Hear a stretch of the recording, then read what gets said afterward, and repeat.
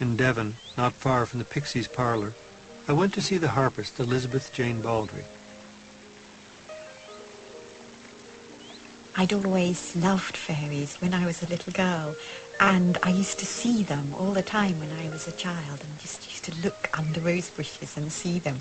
And in fact, in my parents' garden, my father built a little house specially for the fairies, which had a wonderful roof decorated with broken shells and bits of pottery, and it was a house just for the fairies, so I was always looking in there. And I loved them and I saw them, but as I grew older, I saw them less and less and less, until in my late teens I really stopped seeing them completely. And then, just apart from a couple of isolated possibilities, I think I've lost the knack now.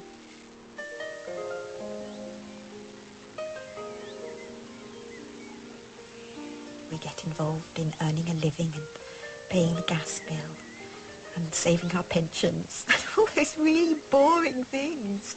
It's such a shame.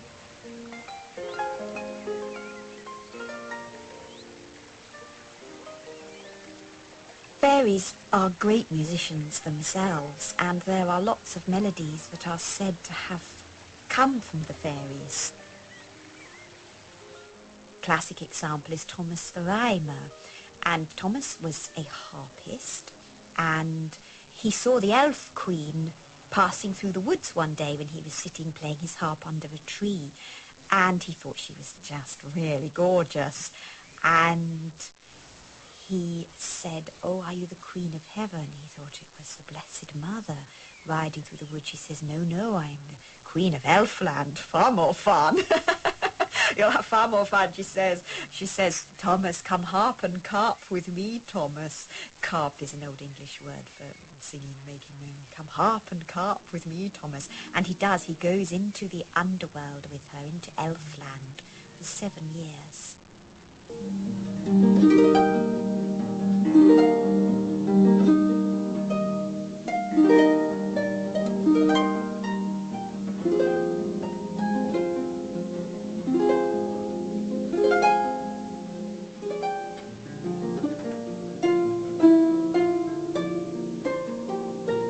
This music, written by the Victorian harpists themselves, who were immensely popular in their day, it takes you right into the Victorian world. It's a doorway into how they lived, their belief system. And at that time, there was a huge resurgence of interest in spiritualism and the fairy realm. It was due to lots of social factors. It was a time of such massive social change, the whole birth of the scientific age. For the first time, there was an awareness of our folklore heritage, which had been taken for granted up until then. And it was really a respectable area of belief. It was actually far nicer to believe in angels and fairies than that we'd be monkeys. Really, much more attractive for a delicate Victorian maiden.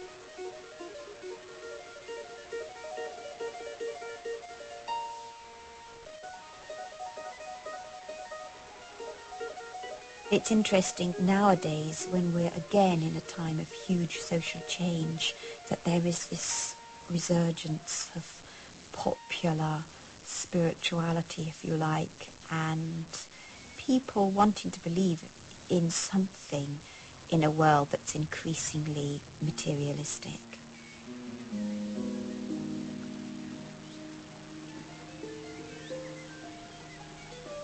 What matters is whether or not one's life is improved by any belief. And fairies do add a certain level of fun to life in a world that can sometimes be quite grey. Fairies never worry about the things that humans worry about.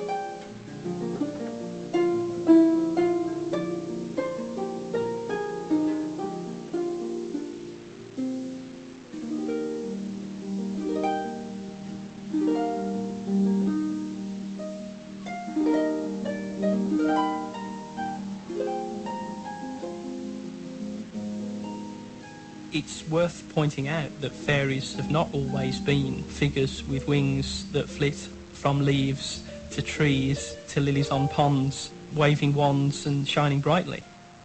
In early fairy lore, and remember fairy lore has been with us for hundreds and thousands of years, the fairies were often highly unpleasant.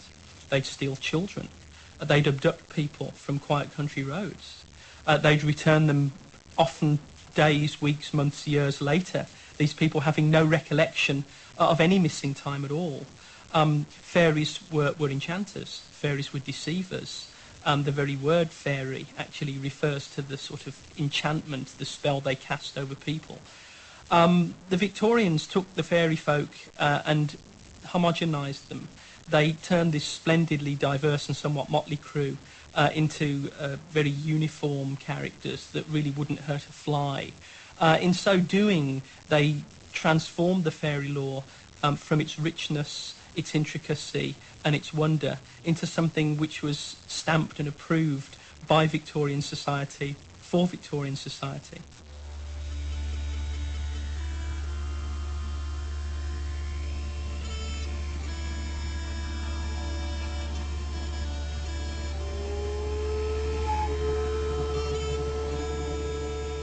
The artist Brian Froud has learned that fairies, like humans, are bound to nature.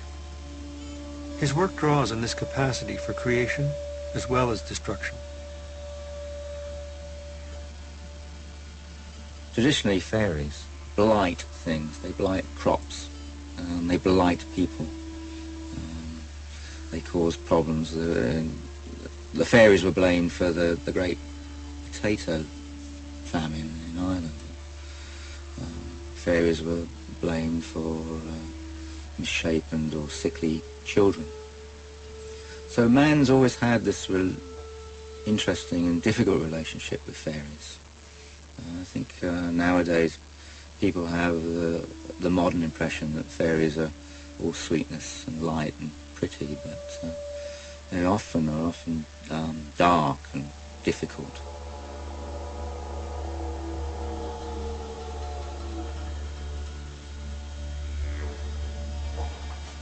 Now this one is a very bad fairy indeed. I think the less said about this one, the better. This fairy is the snagger and causes tears in clothes and rips people's stockings. And its other aspect just causes problems, snags in day-to-day working or in events. This is perfidious puka, very often found in Ireland and also in Scotland. And they are, like all fairies, shapeshifters. Change shapes and turn into different things, often into animals. No, I can't prove to people that fairies exist. I mean, I believe that they do. I can only show a glimpse into my belief. My inspiration for fairies originally came from the landscape. Was from trees and from rocks, and my feeling that these things were alive and encompassed spirit.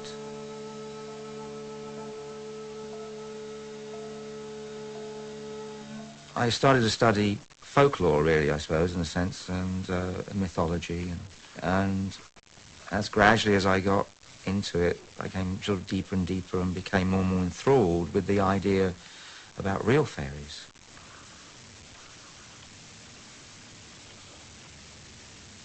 People often ask me, how do you see fairies? And I say, well, you don't see them through the eyes, you see them through your heart. And that took me a long time to learn, because I was always trying to see them through my eyes.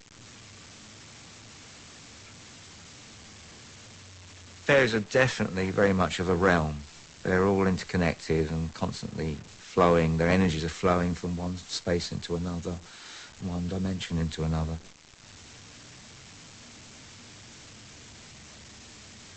So there's such a thing as real fairies? Of course there is.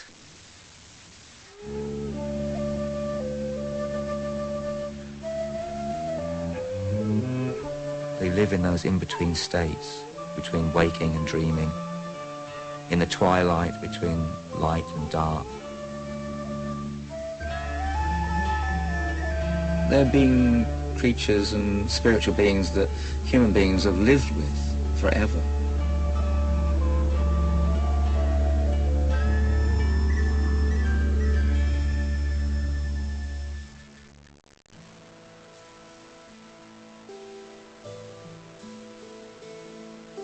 My grandmother read me fairy tales, but she knew the difference between a fairy tale and a true fairy story. She believed they were real.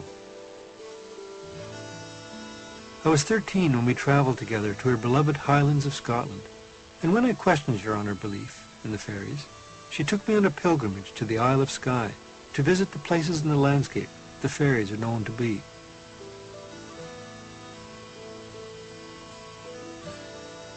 Once you know the Gaelic word for fairy, she, which translates as people of the hill, you can more easily find their haunts.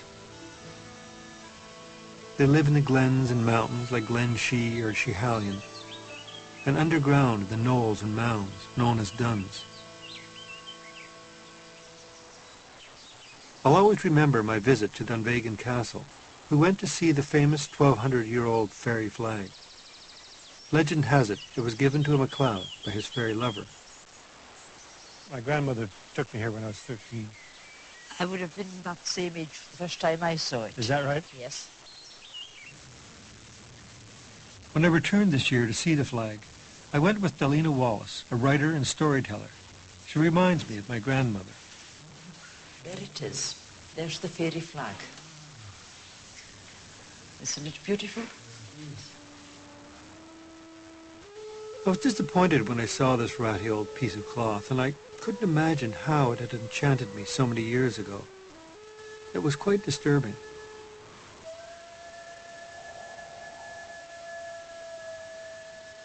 So you believe absolutely that fairies are real? Of course. They're not just out of picture books? No, they're not out of picture books at all. They're not out of our imagination? They're not out of our imagination either. Fairies are real. And they do things like us? They do things, yes. Same as we do, only a lot better. And with a lot less fuss. Oh, they that's do. fun. Yes.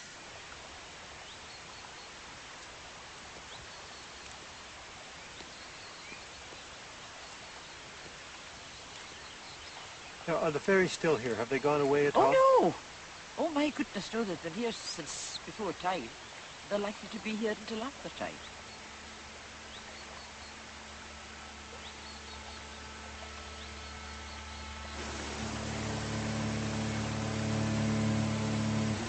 They have been seen in this particular spot, in the pools, and that's how they got the name, the fairy pools. Many, many hundred years ago, there was a shepherd, when the glens were populated, walking home in an evening, when he heard the laughter and the hilarity, and there in the pool were young fairy maidens, stripped naked, having fun, having innocent fun among themselves. He stood and watched. That was mistake number one. Now, the fairies are very private people. They don't like being spied on. The second mistake he made was to have clapped his hands and shouted, "Well done, girls." You don't do that to fairies either. There was a deathly silence. The laughter was stilled. They vanished completely from sight. Well, he was going to make for home when he turned round. Behind him was an old woman wearing a shawl. And she says to him, "You have upset and embarrassed my people. For that you will pay dearly. From the time you close your eyes and sleep tonight, you will never see with them again." The man lost his sight.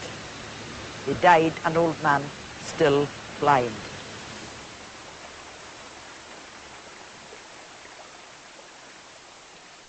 You don't fall out with the fairies. You don't displease them in any way. If you do, then you can expect reprisals. But if you're kind to the fairies, if you're nice to the fairies, if you believe in them, then you're all right. They're there for you. I grew up with the belief that God was there on one hand and fairies were there on the other, and the devil was somewhere in between. And that's what I believe in, and that's what stayed with me all those years. And it will continue to stay with me. I've passed it on to my children, and now I'm passing it on to my grandchildren. Now, have you seen any fairies? I don't know. I could have, I don't know.